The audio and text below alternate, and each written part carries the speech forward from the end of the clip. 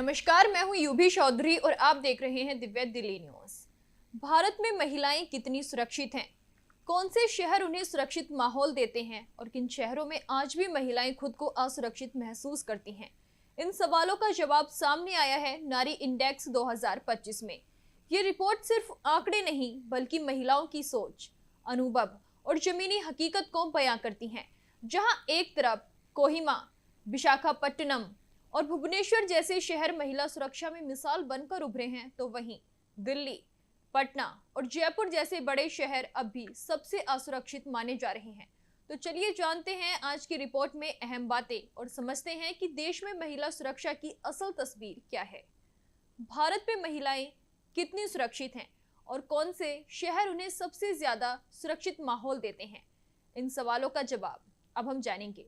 Report के अनुसार देश के कई शहर महिलाओं की सुरक्षा और बराबरी के मामलों में मिसाल पेश कर रहे हैं, तो वहीं कुछ बड़े शहर अब भी सबसे असुरक्षित लिस्ट में शामिल हैं। टॉप शहरों की बात करें तो राष्ट्रीय वार्षिक महिला रिपोर्ट और सूचकांक के अनुसार कोहिमा, विशाखापट्टनम, भुवनेश्वर, आइजोल, गंगटोक, ईटानगर और मुंबई भारत की सबसे सुरक्षित शहरों में गिने गए हैं। रिपोर्ट के अनुसार इन शहरों को बेहतर स्कोर मिलने के पीछे लैंगिक समानता, मजबूत पुलिस व्यवस्था, महिलाओं के लिए अनुकूल इंफ्रास्ट्रक्चर और नागरिक भागीदारी जैसे कारक अहम हैं। असुरक्षा की बात करें तो दूसरी ओर पटना, जयपुर, फरीदाबाद, दिल्ली, कोलकाता, श्रीनगर और रांची महिलाओं की सुरक्षा के मामले में सबसे निचले पायदान पर रहे। इन शहरों के खराब प्रदर्शन की वजह पितृसत्तात्मक सोच, कमजोर कानून व्यवस्था, जवाबदेही और बुनियादी ढांचे की कमी को बताया गया है।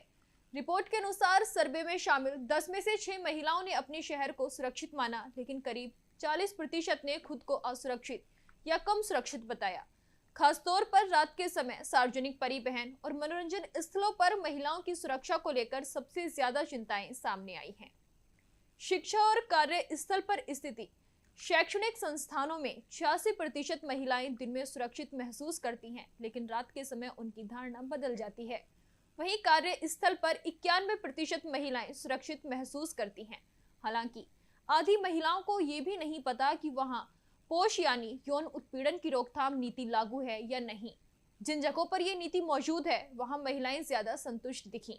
2024 में 7% महिलाओं ने सार्वजनिक जगहों पर उत्पीड़न का सामना किया, जबकि 24 साल से कम उम्र की महिलाओं में ये आंकड़ा 14% तक पहुंच गया।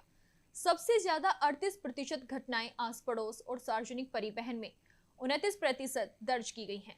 चौंकाने वाली बात यह है कि सिर्फ हर 3 में से एक पीड़िता ने ही शिकायत दर्ज कराई। एनसीआरबी आंकड़ों की बात करें तो ये थोड़ा अलग है। रिपोर्ट में कहा गया है कि 2/3 महिलाएं उत्पीड़न की शिकायत ही नहीं करती। इसका मतलब है कि एनसीआरबी यानी राष्ट्रीय अपराध रिकॉर्ड ब्यूरो के पास महिलाओं की सुरक्षा से जुड़े वास्तविक आंकड़े कभी पूरी तरह दर्ज नहीं होते। इस वजह से नारी जैसे परसेप्शंस आधारित सर्वे को जरूरी बताया गया है। तो नारी इंडेक्स 2025 ने यह साफ कर दिया है कि भारत के कुछ शहर महिला सुरक्षा और बराबरी के मामले में आगे बढ़ चुके हैं, लेकिन कई बड़े शहरों को अभी लंबा सफर तय करना है। ये रिपोर्ट सिर्फ आंकड़ों की नहीं, महिलाओं की आवाज की भी है, जो बताती है कि कानून व्यवस्था और सोच में बदलाव की कितनी जरूरत है।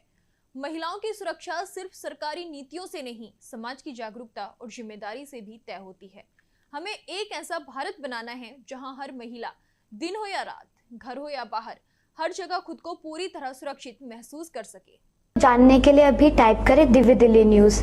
नीचे दिए गए सब्सक्राइब बटन को दबाएं और नोटिफिकेशन के लिए दिए गए बेल आइकन को क्लिक करें। हमारे वीडियोस को लाइक, शेयर और कमेंट करना ना भूलें।